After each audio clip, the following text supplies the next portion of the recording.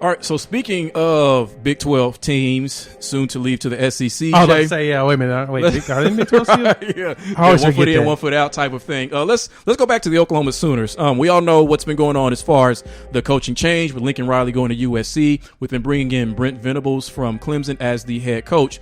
And when we talked about this last week as all this was unfolding, one of the things I said when we evaluated the hire of Brent Venables is that I gave it a B+. Yeah. And, you disagree with that in a sense, and you gave your reasons why. And several other people who I talked to about it initially disagreed as well. And what I said last week was because the coaching staff is not just about the head coach, it's about who he surrounds himself with, in particular the offensive and defensive coordinator who had not been named at that time. Now that they have. Now, as speculated leading up until this point, Jeff Lebby, the Ole Miss offensive coordinator and former OU assistant. He's a grad assistant. Grad assistant. And he played at OU. And played. Yeah, he played at OU. I think he got hurt, ended up in his career, went into coaching, and he's been a part of OU before he left. Right. So he's going to come and be the offensive coordinator for Oklahoma, and the defensive coordinator was Ted Roof, who is most famous for, outside of being there at Clemson with Brent Venables and Dabo Swinney, with being the defensive coordinator of the 2014 Auburn team that won the championship. 14-0. 14-0, led by Cam Newton. So with that, someone, I won't say who, someone said that today the OU coaching staff is better than they were 3 weeks ago.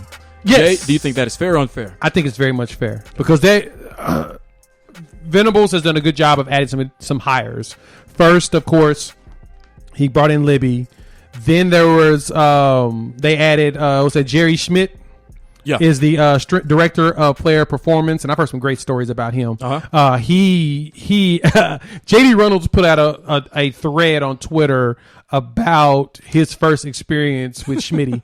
And it's hilarious. You got to go search it. If you're an OU fan, you've probably seen it. But if not, go find J.D. Reynolds, former fullback at OU. He talks about his first experience with them and how he just basically puked all day long with Schmitty. And then Schmitty basically said, all right, guys, you ready to that was our warm-up. And he's like, wait, that was the warm-up?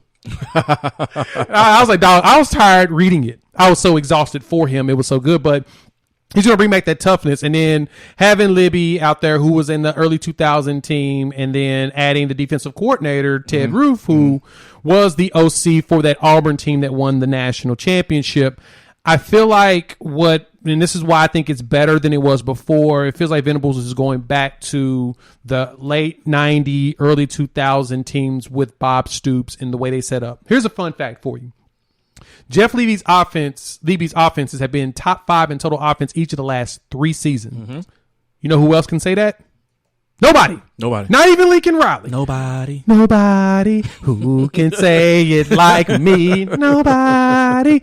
Like, seriously, Libby's offenses have been so innovative. He comes from the Art Browse School of Offenses. He was with Lane Kiffin, who's also known for a super spread offense. And he was with Josh Heupel at UCF as his OC with that other super potent, high-flying offense. So Libby's a home run hire. I feel like him coming in, he can do everything. Now, controversy follows him, but Joe Castiglione did his job. Yes. So did OU, UCF did, and so did Ole Miss. Winning matters a little bit more, so we're just going to slide past that. I'm not going to throw any darts out there, but I believe with him out there at offense, you see some change. Because this is the one thing I like that Venables is doing compared to what Lincoln did. Lincoln was the quarterback coach and the offensive coordinator. He called the plays. Venables is not going to do that, but I think he's going to be heavily involved in the defensive play calling. But he's going to let Libby do his thing, which is a good thing. And Libby can go out there, run that Ole Miss offense, UCF offense, Baylor old offense, and put up numbers, something that we haven't seen before. But they're also going to add that toughness, and that's where Schmitty comes in. The team's going to be in shape before the season starts. And I have a story to tell, and I'll talk about that a little bit later. But I feel like that's the key thing about the way he's putting his offense together. He's bringing back old faces that we're all familiar with that still are relevant because that A&M team was tough. They beat Alabama.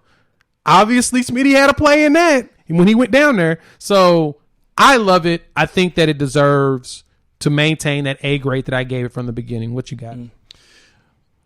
I definitely think that this coaching staff is better today than they were 3 weeks ago. As far as my take on Levy, and this was the one hire that I truly wanted. Once his name started being floated out there, this is the one I really wanted because his offense is, and he's not the only one who runs a spread, fast-paced, no-huddle offense, but his power zone running schemes are some of the best in the country. And when you see these spread offenses, everyone thinks it's about the big play. They think it's about the home run. And it's really not. It's about the balance. And he is one of the most balanced offensive coordinators in football. And I looked at some, you can take some basic stats, but if you know what they mean, they can be just as helpful in understanding something as a next gen type stat. So I looked at the last 3 seasons of Jeff Lebby as offensive coordinator, going back to UCF in 2019. So 2019, passing yards per game, 316, and rushing yards per game, 223. Ole Miss, 2020, 344 passing yards per game, 210 rushing yards per game. And Ole Miss, 2021, number 4 in total offense this season, 282 passing yards a game, 224 rushing yards a game. So that not only shows you balance because it takes more runs than passes to get over that 200 yards, which is what you want. But it shows you that he has been committed. No matter where he is at, he commits to the run. And that's something that you have to have in order to be balanced because what does balanced offense do? It keeps the defense off balance. Yes. Because they don't know exactly, is it going to be a run left, run right? Are they going to try to hit the home run? Is it a slant? Is it a drag? They don't know what's coming. And getting them to think, getting them out of position is what his offenses are excellent at. 2 plays, this will be the last thing I say about Levy. I looked at some film on him, and there are 2 plays that I saw with him using a receiver using a double move, but because of how he uses it, it creates misdirection that totally fools the defense. The one I'll give you is this.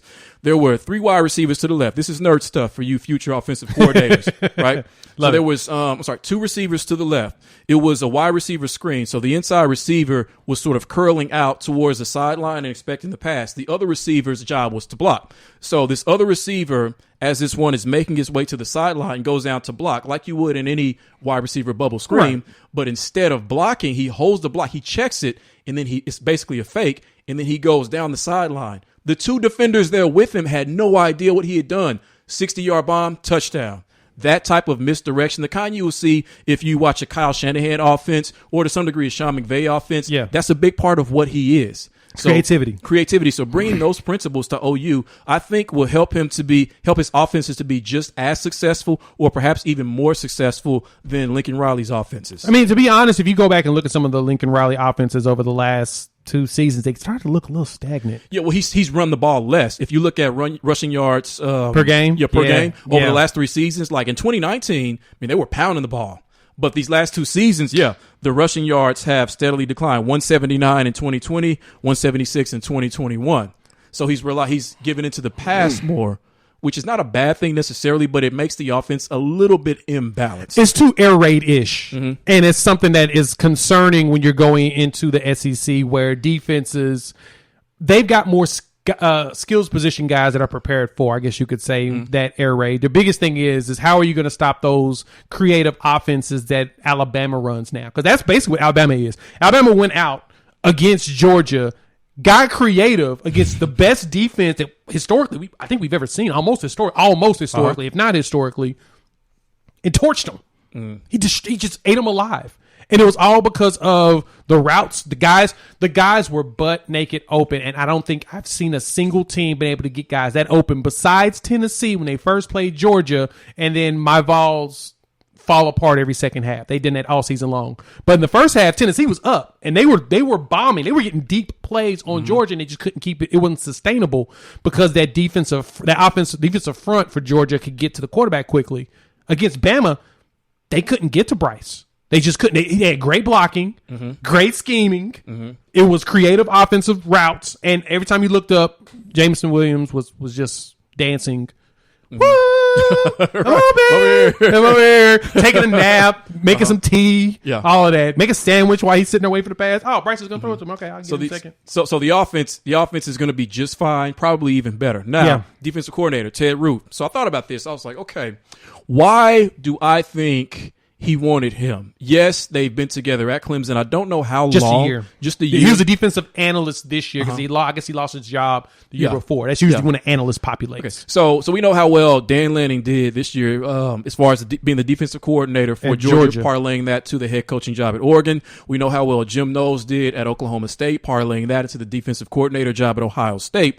But we know Brent Venables has been doing this for years. Right, we know he's been one of the best defensive coordinators, not just this year, but for years. So for him to bring Ted Roof with him means that they agree strongly on the foundational principles of what it takes to have a top defense. Yeah. So he's bringing him with him. And I think because they have this prior relationship, to me, what that means is that they can be honest with each other and that they trust each other. So if something isn't working or something needs to change, they don't need to tiptoe around each other. Right. So I think that that's going to help make him, he must be comfortable with Ted Roof if he's fine with him taking the defensive play calling. And like you said, I think his imprints will be all over the defensive game plan. And then when it comes to the actual game, he'll let Ted Roof call the plays, but he knows what he's going to call and when he's going to call that. So to me, that's a home run hire as well for those reasons. I know he's not a household name like a Jeff Lebby, was becoming or has become, but I think that it's a fantastic hire. So you combine all that, Venables, Lebby, and Ted Roof, I think you've got a coaching staff that was better than what they were 3 weeks ago. Yeah, and he's also he's had some unfortunate circumstances that he's been in. He was part of the Auburn team won the national championship, and then of course the coach got fired like right afterwards. Yeah, that was Chiswick, right? Yeah, it was a one-hit wonder. Then he went to Penn State, was with Bill O'Brien there, and then the Sandusky situation happened, and that made things even worse for him there. It's just he had a lot of bad luck, but at the same time, he's from Georgia. He played at Georgia Tech, so he has those recruiting roots, and I think that that's going to be a key thing. And he has the SEC experience with that Auburn championship. He has SEC experience. He understands building defenses, Big Ten, building defenses. So that's going to help. So I'm excited about it. I am too. I'm very excited. Usually I don't get like overly excited for OU football until maybe June or July. The closer we get to it, because I don't want to suffer all those months before having to wait so long. But I can't wait. Like, I am incredibly excited. I wish they could play tomorrow. Yep. Is how much I'm looking forward to this. And I hope you feel the same way. Sooner fans, we went through that rough patch, but you come out of it on the other end better. We mentioned it right on that episode, which you guys gave us a whole bunch of views, and we appreciate that support. Absolutely. That it's going to be okay. It's going to be fine. Everything's going to be just fine. So